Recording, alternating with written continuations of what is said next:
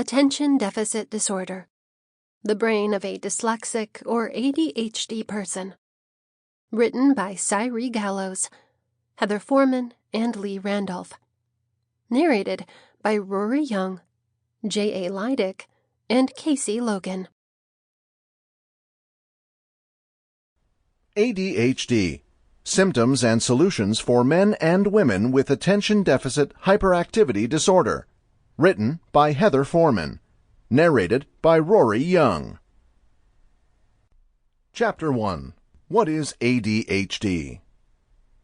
Attention Deficit Hyperactivity Disorder, previously known as Attention Deficit Disorder or ADD, is a neurobehavioral condition which is identified by core signs of inattentiveness, hyperactivity, distractibility, and impulsivity.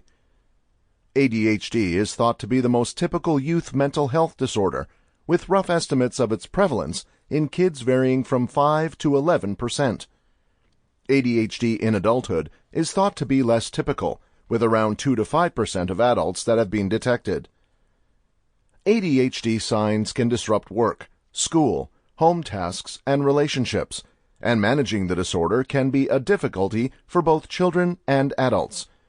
Thankfully, there are healings that have been shown to be effective, and anybody that is impacted by ADHD can learn survival skills to work around problems and harness their skills, as many successful people with ADHD have already done. What does ADHD seem like? Some children and grown-ups with ADHD find it hard to concentrate on jobs at school or work and may daydream often. Kids with ADHD might become disruptive, defiant, or have difficulty agreeing with parents, peers, or teachers. Children who deal with hyperactivity and impulsivity in particular usually have behavior obstacles that can be difficult for grown-ups to manage. Grown-ups, on the other hand, could be more likely to report feeling agitated or fidgety.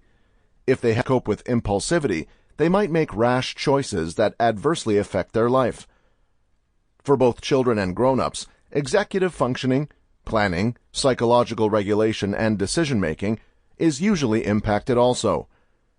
Most kids and grown-ups display either hyperactive or neglectful symptoms of ADHD, but it's also possible for both sets of signs to exist together in what's generally called combined type ADHD.